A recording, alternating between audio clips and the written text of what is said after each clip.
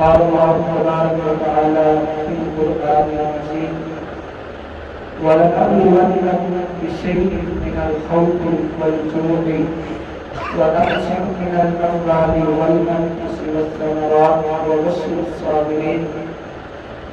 صدق الله مولانا العظيم وصدق رسوله النبي الكريم الحبيب ونحن على ذلك رب الشاهدين والشاكرين ببركته إن الله وملائكته يصلون على النبي يا أيها الذين آمنوا صلوا عليه وسلموا تسليما. الصلاة والسلام عليك يا رسول الله وعلى آلك وأصحابك يا حبيب الله. الصلاة والسلام عليك يا رسول الله وعلى آلك وأصحابك يا نور الله. اللہ تبارک و تعالیٰ کا کروڑواں احسان کہ اس نے آج کے اس بابرکت دن میں اپنے گھر میں حاضری کی توفیق بخشی. اللہ تبارک و تعالیٰ ہمارے یہاں حاضر ہونا اپنی بات بلند بتانے قبول فرمائے.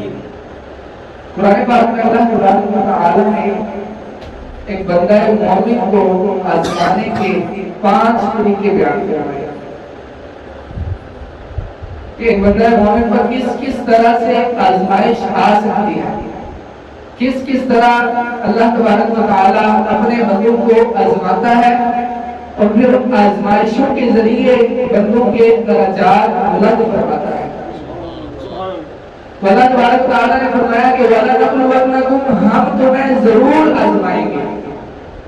صرف آزمانا نہیں بلکہ فرمایا کہ ضرور آزمائیں گے. تو معلوم ہوا کہ اللہ تبارک و تعالیٰ کی ذات بندہ مومن کو, اور جو بندہ اس کا جتنا پیارا ہو اس کو اللہ تبارک و تعالیٰ اتنی ہی زیادہ آزمائش میں مبتلا فرماتا ہے. فرمایا کہ وَلَنَبْلُوَنَّكُمْ بِشَيْءٍ مِّنَ الْخَوْفِ, اب کس چیز کے ذریعے آزمایا جائے گا؟ فرمایا خوف کے ذریعے. دل میں خوف پیدا ہوگا, ڈر پیدا ہوگا, تو خوف کے ذریعے اللہ تبارک و تعالیٰ اپنے بندوں کو آزماتا ہے. والجوع, اور بھوک و پیاس کے ذریعے اللہ تبارک و تعالیٰ اپنے نیک بندوں کو, اپنے پیاروں کو بھوک و پیاس کے ذریعے بھی آزماتا ہے, انہیں فقر و فاقہ میں مبتلا کر کے آزماتا ہے. وَنَقْصٍ مِّنَ الْأَمْوَالِ, اور مالوں کی کمی کے ذریعے بھی آزمائے گا. وَالْأَنفُسِ, اور جانوں کی کمی کے ذریعے بھی آزمائے گا. وَالثَّمَرَاتِ, اور پھلوں کی کمی کے ذریعے بھی اللہ تبارک و تعالیٰ اپنے بندوں کو آزماتا ہے. اب یہاں پر ثمرات کا ترجمہ ہے پھل. علماء فرماتے ہیں یہاں حقیقی پھل مراد نہیں بلکہ یہاں پر مراد ہے انسان کی محنت کا پھل. یعنی اللہ تبارک و تعالیٰ بندوں کو یوں بھی آزمائے گا کہ ایک بندے نے محنت کی ہے لیکن اسے اس کا پھل نہیں ملا. ایک بندہ لوگوں کو نیکی کی دعوت دے رہا ہے لیکن اسے اس کا کوئی نتیجہ اچھا رزلٹ نہیں مل رہا. تو اس طرح بھی اللہ تبارک و تعالیٰ اپنے پیاروں کو آزماتا ہے. اللہ تبارک و تعالیٰ نے آزمائش کے 5 طریقے بیان فرمائے ہیں کہ خوف کے ذریعے, بھوک و پیاس کے ذریعے, جان کی کمی کے ذریعے, اموال مال کی کمی کے ذریعے, اور پھلوں کی کمی کے ذریعے. اور پھر آخر میں کیا فرمایا؟ وَبَشِّرِ الصَّابِرِينَ, ان تمام آزمائشوں میں, ان تمام مصیبتوں پر جو صبر کرے, اللہ نے فرمایا کہ صبر کرنے والے کے لیے خوشخبری ہے. اور صبر کرنے والے کے لیے کیا خوشخبری؟ اللہ تبارک و تعالیٰ نے فرمایا کہ کل بروز قیامت ہر شخص کو اس کی اعمال کا بدلہ دیا جائے گا. اس کی اللہ تبارک و تعالیٰ نے ایک مقدار مقرر کی ہے, اس کی ایک حد اور لیمٹ مقرر کی ہے. لیکن اللہ تبارک و تعالیٰ نے فرمایا کہ انما یوفی الصابرون اجرهم بغیر حساب, کہ جو اللہ تبارک و تعالیٰ کی آزمائشوں پر صبر کرے گا اللہ تبارک و تعالیٰ کل بروز قیامت اسے بغیر حساب و کتاب کی اجر عطا فرمائے گا. تو جو صبر کرنے والا ہوگا اس کو جو اجر ملے گا اس کی کوئی لیمٹ ہی نہیں ہے, حد ہی نہیں ہے. اللہ تبارک و تعالیٰ بے حساب اجر عطا فرمائے گا. تو مصیبتوں پر صبر کرنا, آزمائشوں پر صبر کرنا, یہ اللہ تبارک و تعالیٰ کی طرف سے اس کا حکم دیا گیا ہے. اور مصیبتیں, آزمائشیں یہ انسان پر ایک وقت میں ایک مصیبت آ گئی, 2 آ گئی, دین آ گیا. بیعت وقت کوئی ایسی ہستی ہوتی ہے کہ جس پر ایک وقت میں 5 کی 5 آزمائشوں کے ذریعے جسے آزمایا جائے. ایک مصیبت آئی، ایک آزمائش آئی، ہم تو اتنے کمزور دل والے ہیں، چھوٹی سے چھوٹی مصیبت آ جائے تو بے صبر ہو جاتے ہیں، ہمارے صبر کا امتحان فیل ہو جاتا ہے. چھوٹی سی مصیبت آ گئی، پریشانی آ گئی تو ہم اللہ کو بھول جاتے ہیں. ایک مصیبت ہم برداشت نہیں کر سکتے. یہ اللہ کی طرف سے امتحان ہے، اور امتحان اسی کا لیا جاتا ہے جسے انعام دینا مقصود ہو. جو سلیکٹ ہو جائے امتحان اسی کا ہوتا ہے. جو آدمی سلیکٹ ہی نہیں ہے انعام کے لیے تو اس کا امتحان نہیں ہوتا. تو معلوم ہوا کہ اللہ تبارک و تعالیٰ جو بندوں کا امتحان لیتا ہے تو اس سے معلوم ہوتا ہے کہ یہ بندہ انعام کا مستحق ہے. اب یہ اس بندے کے اختیار میں ہے کہ وہ مصیبت پر صبر کر کے انعام لے گا یا بے صبری کر کے اپنے انعام کو ضائع کر دے گا. تو میں آج کر رہا تھا کہ ایک وقت میں ایک مصیبت آتی ہے بندے پر تو انسان کو صبر کرنا چاہیے. لیکن کربلا میں امام حسین رضی اللہ تعالیٰ عنہ کی ذات وہ ذات ہے کہ 10 محرم والے دن آپ کی ذات اقدس پر اللہ تبارک و تعالیٰ کی طرف سے ان 5 امتحانات کے ذریعے آپ کو آزمایا گیا. لیکن ان کا صبر دیکھیے کہ 5 امتحانات کے ذریعے 5 آزمائشوں کے ذریعے آپ کو آزمایا گیا، لیکن آپ اللہ کی رضا پر راضی رہے، آپ نے صبر کیا. تو امام حسین رضی اللہ تعالیٰ عنہ آپ پر 10 محرم والے دن بہت بڑی آزمائش بھی آئی، بھوک اور پیاس کی کمی بھی آئی، جانوں کی کمی آئی، اپنے ہاتھوں سے لاشیں اٹھائے، مال کی کمی بھی آئی، اور پھل یعنی محنت کا نتیجہ، محنت کا صلہ ملنے کی کمی بھی آئی. لیکن آپ نے 5 آزمائشوں پر صبر کر کے دکھایا. تو ہمیں ایک مصیبت برداشت نہیں کر سکتے، ایک آزمائش آ جائے تو بے صبر ہو جاتے ہیں. لیکن دیکھیے کہ وہ امام حسین رضی اللہ تعالیٰ عنہ آپ پر 10 محرم والے دن 5 کی 5 آزمائشیں آئیں، آپ کو آزمایا گیا، آپ کا امتحان لیا گیا، لیکن آپ نے ثابت قدم رہ کے امتحانات میں کامیاب ہوئے. اور امام حسین رضی اللہ تعالیٰ عنہ آپ نے 10 محرم والے دن وہ جو یزیدی لشکر تھا اس کے سامنے ایک خطبہ دیا، اور اس خطبے میں آپ نے اپنے فضائل و کمالات کو بیان کیا کہ نبی پاک علیہ السلام نے مجھے جنتی رضوانوں کا سردار بنایا ہے، نبی پاک علیہ السلام کا میں نواسا ہوں. آپ نے اپنے فضائل کو بیان کر کے فرمایا کیا لوگو میرے یہ فضائل تم جانتے ہو، پھر بھی اگر نہیں مانتے انس بن مالک سے پوچھو، ابو سعید خدری سے پوچھو. تو اس طرح امام حسین رضی اللہ تعالیٰ عنہ نے اپنے فضائل پر بھی صحابہ کرام کو گواہ بنایا. تو جس سے معلوم ہوتا ہے کہ صحابہ کرام اور اہل بیت آپس میں شیر و شکر تھے، آپس میں اتفاق و اتحاد والے تھے. کہ آج کا فتنہ اور فسادی گروہ کہتا ہے کہ صحابہ اور تھے، اہل بیت اور تھے. کافر میں تفریق ڈالنے کی کوشش کرتا ہے، ایک لوگ کہتا ہے اہل بیت والے ہیں، دوسرا کہتا ہے صحابہ والے ہیں. لیکن دیکھیے امام پاک نے اپنے فضائل بیان کیے تو فرمایا کہ میرے ان فضائل کے گواہ صحابہ ہیں، انس بن مالک ہیں، ابو سعید خدری رضی اللہ تعالیٰ. اور اسی طرح کربلا میں امام حسین رضی اللہ تعالیٰ عنہ آپ نے اپنے پورے گھر کو لٹا دیا. اب بعض لوگ سمجھتے ہیں کہ امام پاک رضی اللہ تعالیٰ عنہ بے بس تھے، عاجز تھے، آپ کے پاس کوئی اختیار تھا ہی نہیں، اس لیے آپ کو اپنا گھر لٹانا پڑا، یعنی آپ کے اختیار میں کچھ رہا ہی نہیں تھا. اس طرح کی باتیں کرتے ہیں. تو سنیے امام حسین رضی اللہ تعالیٰ عنہ آپ کی کرامت سنیے. آپ کے پاس اختیار تھا، اختیار ہونے کے باوجود آپ نے صبر اختیار کیا. امام حسین رضی اللہ تعالیٰ آپ نے جہاں پر اپنے خیمے لگائے تھے تو خیموں کے پیچھے آپ نے خندق گڑھا کھدوا کر اس میں لکڑیاں رکھ کے تو آپ نے آگ جلا دی تاکہ دشمن پیچھے سے حملہ نہ کرے، خیموں پر حملہ نہ کر دے. اب دشمن کی لشکر سے ایک یزیدی نکلا اور آیا، کہنے لگا کہ امام حسین مرنے کے بعد دوزخ ہو جانا ہے، تم نے دنیا میں اپنے لیے دوزخ جلا لیا۔ اس طرح کا مستحب جملہ اس نے کہا، معاذ اللہ۔ اور یہاں پر دیکھیے امام حسین رضی اللہ تعالیٰ نے فرمایا میں دوزخ میں نہیں جاؤں گا، وہ دوزخ میں جائے گا۔ اب وہ گستاخ گھوڑے پر بیٹھا ہوا تھا، اچانک اس کا گھوڑا ٹوٹا، گھبرا کر بھاگا۔ اب وہ گستاخ اس گھوڑے سے نیچے گرا، لیکن نیچے گر نہ سکا، اس کا پاؤں اس گھوڑے کی رکاب میں زہر میں پھنس گیا اور گھوڑے نے یزید کے اس آدمی کو آگ میں ڈال دیا۔ اب جب یزید کے لشکر کے کچھ لوگوں نے دیکھا کہ اس نے جا کر گستاخی کی اور ابھی اپنا انجام پا لیا، گستاخی کی ابھی اپنی سزا پا لی، تو یزید کے لشکر کے کچھ لوگ اس لشکر کو چھوڑ کر سائڈ پہ ہونے لگے۔ انہوں نے کہا کہ یہ اللہ کی قدرت کی نشانی ہے، ان کے حق پر ہونے کی نشانی ہے کہ گستاخی کی، فوراً ہی عذاب میں مبتلا ہو گیا۔ کچھ لوگ سائڈ پر ہونے لگے۔ شیمر جو بڑا چلاک آدمی تھا، اس نے بھی اپنی باتوں سے لوگوں کو گمراہ کر کے اپنے ساتھ لگا دیا۔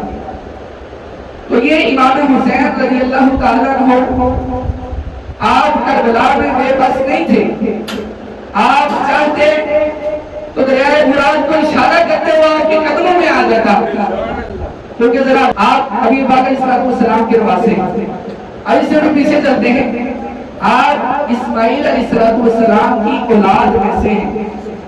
اور ان کا سنیے ذرا، وہ اسماعیل علیہ السلام 6 ماہ کے بچے ہیں، پیاس سے جب تڑپتے ہیں اپنی ایڑیاں رگڑتے ہیں، اللہ تبارک و تعالیٰ ان کی ایڑیوں سے پانی نکال دیتا ہے۔ ان کی اولاد سے اگر امام حسین ہوں تو نبی پاک علیہ السلام کے نواسے ہوں، وہ پانی کو بلائے تو پانی کیوں حاصل نہیں ہوگا؟ اسماعیل علیہ السلام جنہیں فضیلت ملی نبی پاک علیہ السلام کی وجہ سے، تو ان کی ایڑیوں سے پانی نکل سکتا ہے، تو جو نبی پاک علیہ السلام کے بذات خود نواسے ہیں، آپ پانی کو پینے بلا سکتے ہیں، تو آپ نے پانی کو بلا سکتے ہیں، لیکن آپ نے وہاں کربلا میں صبر کو اختیار کیا، استقامت کو اختیار کیا، اور آپ نے وہاں صبر پر استقامت کو اختیار کر کے امت کو یہ درس دیا کہ جب بھی دین پر مشکل وقت آئے تو اپنا آپ نہیں بچانا، دین کو بچانا ہے۔ جب بھی دین کے خلاف انگلی اٹھے تو اپنا آپ نہیں بچانا، دین کو بچانا ہے۔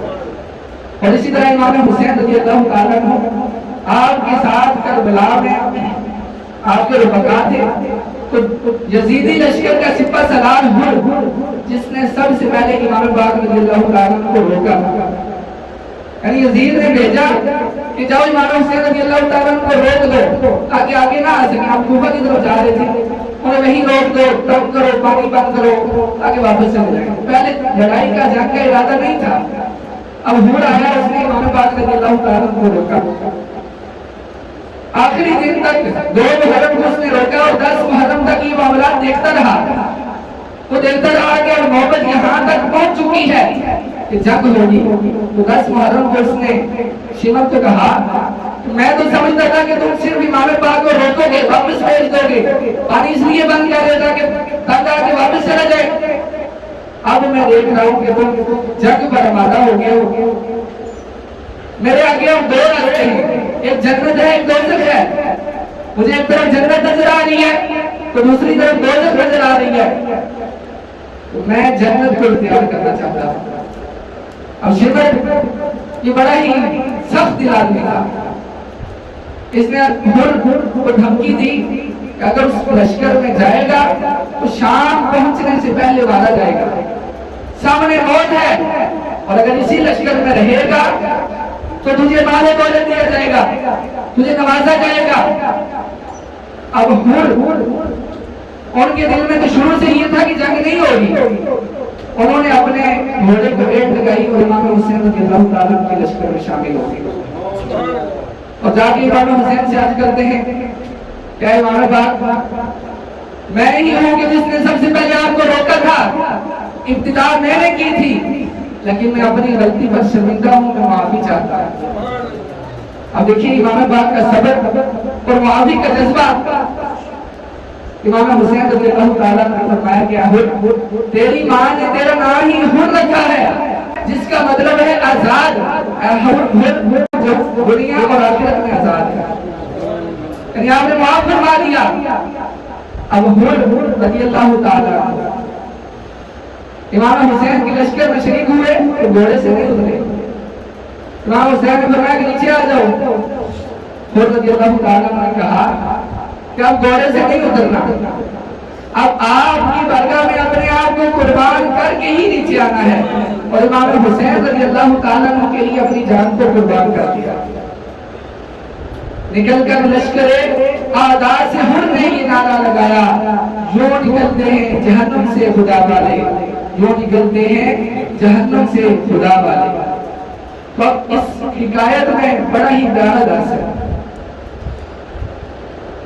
کہ حضرت عمر رضی اللہ تعالیٰ عنہ آپ اگر یزیدی لشکر میں رہتے تو کتنا عرصہ عیش و عشرت کر لیتے، زیادہ سے زیادہ 50 سال 60 سال، بس اس کے بعد موت تو آتی نہیں۔ لیکن آپ نے وہ فانی، وہ ختم ہونے والی عیش و عشرت کو ترجیح نہیں دی، بلکہ آپ نے فرمایا کہ آج جو دولت یزید دے رہا ہے، جو عیش و عشرت کو لالچ یزید دے رہا ہے، وہ ختم ہونے والی ہے، اور جو نعمت امام حسین رضی اللہ تعالیٰ کو جنت کی نعمت بانٹ رہے ہیں وہ ہمیشہ رہنے والی ہے۔ تو اس سے بڑی پیاری بات معلوم ہوتی ہے کہ ایک فیصلہ بر وقت کرنا یہ انسان کو بہت بڑی آفت سے بچا سکتا ہے۔ اب رضی اللہ تعالیٰ نے ایک فیصلہ کیا اور وہ بر وقت کیا کہ یزیدی لشکر کو چھوڑ کے امام باغ کے لشکر میں شامل ہو گئے، تو ایک فیصلہ بر وقت کیا، آخرت میں تو جنت کے مستحق ہو ہی گئے، لیکن دنیا میں بھی جب بھی شہدائے کربلا کے لیے فاتحہ کی جائے گی حر رضی اللہ تعالیٰ کو اس کا ثواب پہنچے گا۔ اور اگر اس طرح کا فیصلہ نہ کرتے تو قیامت تک جب بھی یزیدیوں پر لعنت بھیجی جاتی تو حر رضی اللہ تعالیٰ آپ پر بھی لعنت بھیجی جاتی۔ تو ایک فیصلہ پر وقت کرنا یہ انسان کے مقدر کو بلند کر سکتا ہے، اور ایک فیصلہ پر وقت نہ کرنا یہ انسان کو بہت نقصان پہنچا سکتا ہے۔ تو جس طرح انہوں نے فیصلہ کیا، ہر انسان اپنے بارے میں خود فیصلہ کرتا ہے، تو ہمیں چاہیے کہ ہم بھی ابھی سے اپنے بارے میں فیصلہ کریں کہ ہم جنت کا حقدار بننا چاہتے ہیں یا دوزخ کا۔ بعض اوقات انسان سوچتا ہے کہ بڑی مجبوری ہے، حالات بڑے ٹائٹ ہیں، وقت بڑا مشکل چل رہا ہے کہ میں اس طرح نہیں ہو سکتا۔ اس وقت دیکھیے حضرت عمر رضی اللہ تعالیٰ عنہ آپ کو موت کی تلقین نہیں دی گئی، اس سے سخت مشکل وقت اور کوئی نہیں ہو سکتا۔ آپ نے ان مشکل حالات میں بھی صحیح فیصلہ کیا، قیامت تک سلام کے مستحق بھی ہوئے اور قیامت کے بعد جنت کے مستحق بھی ہو گئے۔ ہمیں چاہیے کہ ہم بھی یہ فیصلہ کریں کہ ہم نے اللہ کی بندگی اختیار کرنی ہے، اللہ کی نافرمانی والے کاموں سے بچنا ہے۔ اور اسی طرح امام حسین رضی اللہ تعالیٰ عنہ آپ اگر چاہتے تو یزید کی بیعت کر کے مدینے میں رہ لیتے، پرسکون رہتے، آپ کو نذرانے ملتے تھے، تحفے ملتے تھے، دور دور سے لوگ آتے تھے، آپ کی خدمت کرتے تھے، آپ کو نذرانے پیش کرتے تھے۔ لیکن امام حسین رضی اللہ تعالیٰ عنہ آپ نے ان نذرانوں کی پرواہ نہیں کی، آپ نے ان کو اپنے تحائف کی پرواہ نہیں کی۔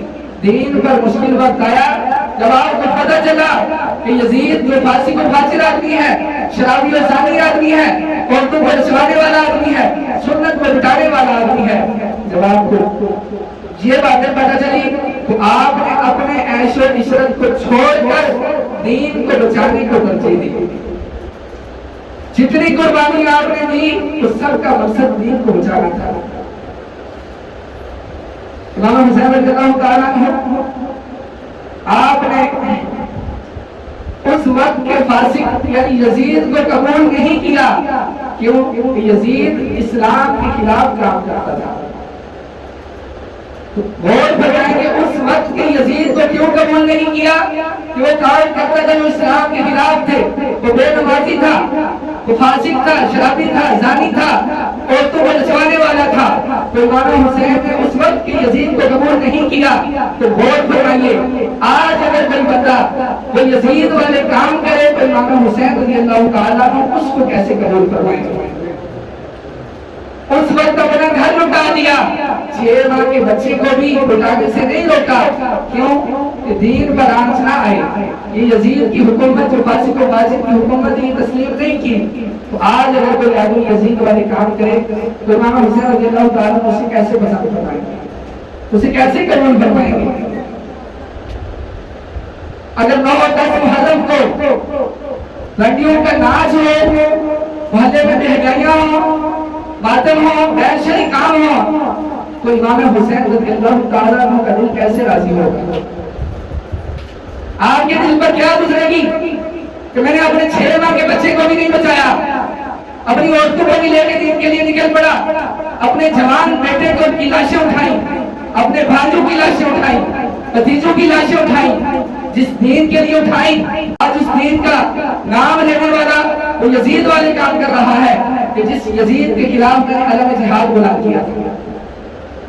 وہ نوجوان جو کربلا کی بات تو کرتا ہے اگر ان کے طریقے کے خلاف چلتا ہے، تو علی اصغر رضی اللہ تعالیٰ عنہ جو 6 ماہ کے بچے تھے وہ کیا سوچیں گے کہ میری قربانی کا یہ صلہ دیا ہے؟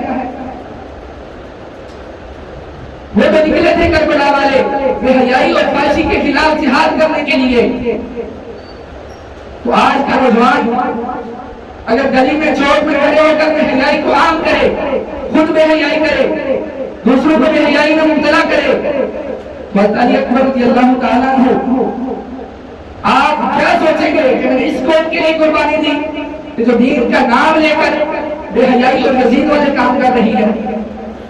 تو ہمیں ان باتوں پر غور کرنا ہوگا کہ وہ جو قربانی دی گئی ہمارے لیے دی گئی، جو دین بڑی شان سے نکلا تھا وطن سے، پر دیش میں آج وہی دین غریب الغربا ہے، بڑی شان سے نکلا، بڑی قربانیاں دی گئی۔ یہ تو سبق بتا رہا ہوں، کربلا کا سبق کیا ہے؟ اگر کربلا کی داستان سنائی جائے تو ہماری آنکھوں سے آنسو ٹپک پڑے، اتنی دکھ بھری داستان ہے، تو صرف آنسو نکل جانا یہ ضروری نہیں، بلکہ امام حسین نے جو سبق دیا اس پر عمل بھی ضروری ہے۔ امام حسین رضی اللہ تعالیٰ عنہ روایات میں آتا ہے کہ اتنی سخت آزمائش میں بھی کسی امام حسین یا آپ کے کسی ساتھی کی نماز قضا ہوئی ہو، جب دشمن 22,000 کا لشکر لیے سر پہ کھڑا ہے اور سامنے صرف 72 افراد ہیں، اس وقت بھی امام حسین اور آپ کے کسی ساتھی کی نماز قضا نہیں ہوئی۔ اور آج امام حسین کا نام لینے والا، آپ سے محبت کا دم بھرنے والا، یہ نعرے لگانے والا کہ میں حسینی ہوں، اسے نمازوں کی پرواہی نہ ہو، وہ بے حیائی والے کام کرے، تو یہ حسینیت نہیں، یہ صرف نام کے دعوے ہیں۔ تو ہمیں دل سے حسینی بننا ہے، اپنے دل میں امام حسین رضی اللہ تعالیٰ کی سچی محبت کو اجاگر کرنا ہے، اور سچی محبت تب اجاگر ہوگی کہ جب امام حسین رضی اللہ تعالیٰ عنہ آپ نے جس دین کے لیے قربانی دی اس دین پر چلے۔ اور پھر بڑی ہی پیاری بات ہے کہ امام حسین رضی اللہ تعالیٰ عنہ آپ کے 6 ماہ کے شہزادے علی اصغر رضی اللہ تعالیٰ سب سے آخر میں شہید ہوئے، جب بڑے بیٹے بھی شہید ہو گئے، بھائی بھی شہید ہو گئے، بھتیجے شہید ہو گئے، سب کی لاشیں اٹھا کے امام حسین لاتے رہے، لاشیں اٹھا کے رکھے، آخر میں علی اصغر رضی اللہ تعالیٰ عنہ شہید ہوئے۔ یہ 6 ماہ کے بچے تھے، تو امام حسین رضی اللہ تعالیٰ عنہ آپ نے ان کی بھی قربانی دے دی۔ تو دیکھیں امام پاک رضی اللہ تعالیٰ عنہ آپ نے اپنے 6 ماہ کے بچے کو بھی دین کے لیے قربان کر دیا، تو آج ہم ہیں کہ ہمارے بچے دین پر چل رہے ہیں یا نہیں، ہمیں اس کی پرواہ نہیں۔ امام حسین رضی اللہ تعالیٰ عنہ آپ 6 ماہ کے بچے کو لے کر بھی میدان کربلا میں پہنچ گئے، اور آج ہم ہیں کہ اپنے بچے کو اٹھا کے مسجد میں نہیں بھیج سکتے۔ کس قدر چھوٹ کرنے والی بات ہے۔ ہم جن امام حسین رضی اللہ تعالیٰ کی محبت کا دم بھرتے ہیں، فقط نام کے دعوے کرتے ہیں، حقیقت میں ہمیں ان سے محبت کرنی ہوگی۔ پتہ امام حسین رضی اللہ تعالیٰ عنہ آپ نے جو قربانی دی ہے اس کے ہم صرف تذکرے سننے والے رہ جائیں گے، اس کی ہم صرف باتیں سننے والے رہ جائیں گے۔ امام حسین رضی اللہ تعالیٰ عنہ آپ نے کربلا میں جو قربانی دی ہے، آج ہمارے ذہنوں میں کیا ہے کہ 10 محرم کو سبیل لگاؤ، 10 محرم کو لنگر بکاؤ، دیگے بانٹو، بس یہی کام ہمارے ذہنوں میں رہ گئے۔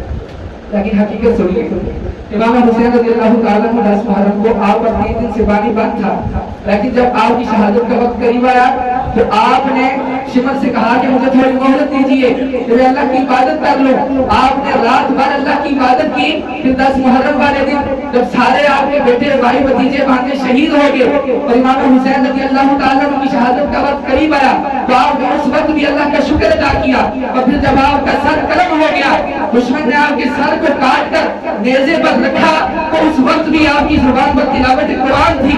آج کا مومن امام حسین رضی اللہ تعالیٰ عنہ ایک نام کی سبیلیں تو لگا سکتا ہے، لیکن اسے یہ نہیں یاد کہ 10 محرم کو امام حسین رضی اللہ تعالیٰ عنہ آپ کا سر نیزے پر تھا، اس وقت بھی آپ تلاوت قرآن کر رہے ہیں، اس وقت بھی تلاوت قرآن کر رہے ہیں۔ تو ہمیں صرف سبیلیں لگانے یاد ہے، قرآن کی تلاوت نہیں یاد ہے۔ ہمیں صرف دیکھے بانٹنا لنگر بانٹنا یاد ہے، یہ نہیں یاد کہ امام حسین نے اس وقت بھی اللہ کی عبادت کی۔ تو امام حسین کو ہماری سبیلوں کی حاجت نہیں ہے، امام حسین کو ہماری لنگر بانٹنے کی حاجت نہیں ہے۔ یہ تو ہماری خوش نصیبی ہے کہ ہم ان کے لیے اپنے مال کو خرچ کرتے ہیں، ورنہ حقیقت یہ ہے کہ ہم اگر امام حسین کے طریقے پر چلنے والے بن جائیں، انہوں نے نیزے کی نوک پر بھی قرآن پڑھا اور ہم بھی قرآن پڑھنے والے بن جائیں، انہوں نے جب دشمن کا حملہ جاری تھا اس وقت بھی جمعے کی نماز نہیں چھوڑی، ہم بھی نماز پڑھنے والے بن جائیں، انہوں نے سب آزمائشوں میں اللہ کا شکر ادا کیا، صبر کیا، ہم بھی آزمائشوں پر شکر اور صبر کرنے والے بن جائیں، تو تب ہم حقیقی حسینی ہیں۔ اللہ تبارک و تعالی ہم سب کو امام حسین رضی اللہ تعالی عنہ اس طریقے پر صحیح معنوں میں چلنے کی توفیق عطا فرمائے، آپ کی سچی اور پکی محبت عطا فرمائے۔